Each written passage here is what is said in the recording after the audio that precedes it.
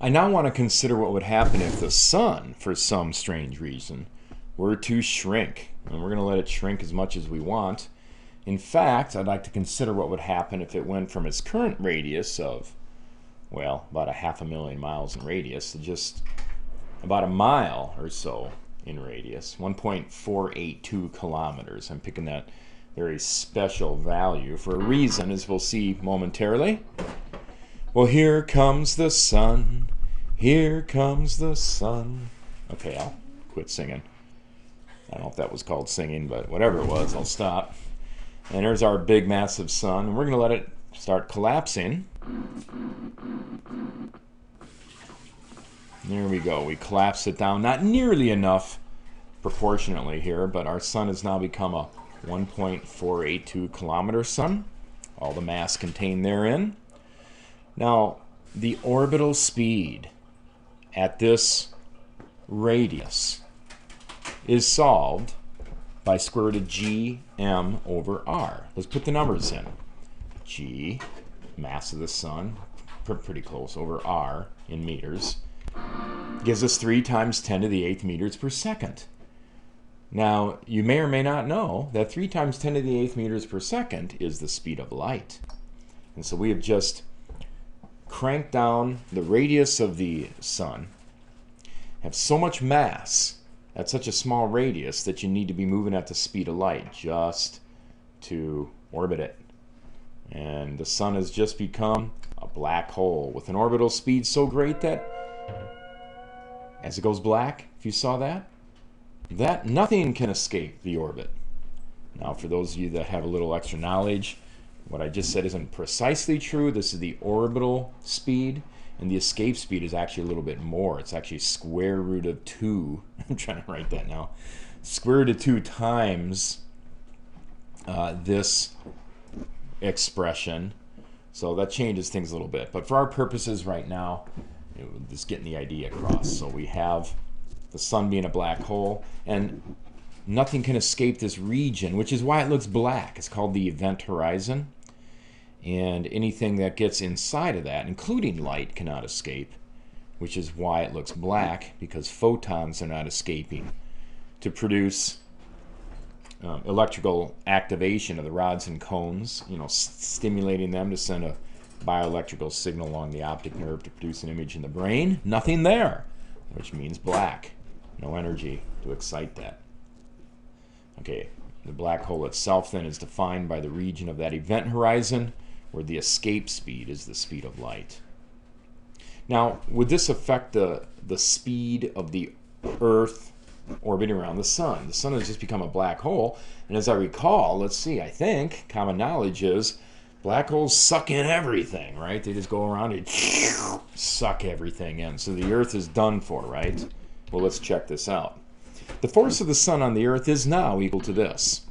Big G, big M, the mass of the sun, mass of the Earth, over radius of sun-Earth squared. Okay, that's the same equation we would have used before. Well, did the radius between the sun and the Earth change? I don't think so. Did the sun's mass change? No, it just shrunk down. So this is the same, this is the same, this of course is the same, and the mass of the Earth is the same. So except for the absence of light and heat about 8 minutes later, Earthlings would be clueless. So the absence of light and heat would certainly get their attention, and then the subsequent daily precipitous drop in temperature until water lines and gas lines freeze up and everybody dies. Well, prior to that, it would just be a very interesting phenomenon of the light being out. But gravitationally, the sun would still be holding the Earth in orbit just like it was before. So there you go. That's a shrinking sun. Let me do an example problem you may or may not find interesting. It's kind of like highlights in part the difference between astronomy and astrology. And in astrology, you might have some concern about the alignment of the planets and, tearing the Earth apart or causing some really strange phenomena. Well, I'm putting all kinds of data in here. The radius, the orbital radius, Sun to Mars, Sun to Earth, the distance between Earth and Mars. Okay, they're all lined up. And the idea is that, in astrology, there might be the claim that the alignment of the planets is going to affect your future. If you're born on a time when the planets are in alignment, that's going to cause significant effects on your future prognosis for fame and fortune, etc.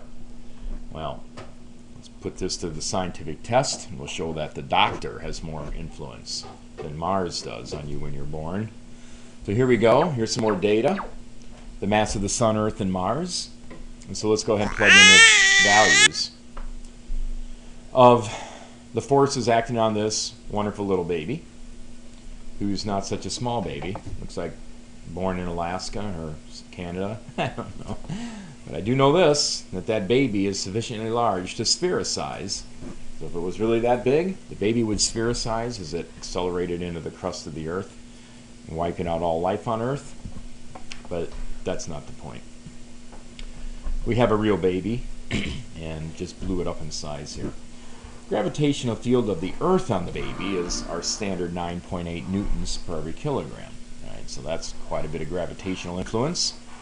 We kind of draw free body here. We have the gravity of the Sun on the baby, acting to the left, acting to the right. We have the gravity of Mars on the baby. Okay, so let's look to see what those are. The Sun on the baby, gm over r squared with the proper mass of the Sun plugged in, and the radius of the Sun-Earth distance. And that G field turns out to be 593 hundred thousandths, right? So 0.00593 newtons per kilogram. Very, very tiny. And what about Mars? GMM over RME squared. There's the proper numbers. Mass of Mars. Radius, really distance between Mars and Earth.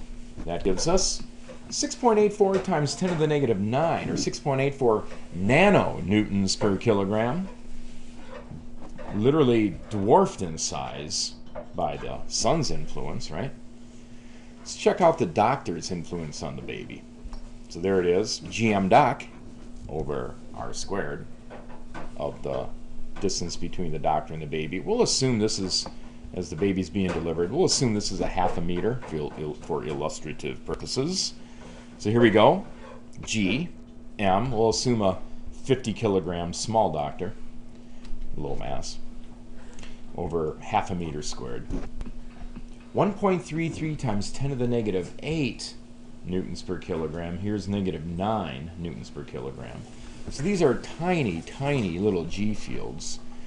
The scientific effect that the bodies might have on the baby being born. Bottom line is, if we, subtract the Sun's effect, if we subtract the effect from Mars from that, what I'm really doing here is just, this one minus this one to get the net from that alignment.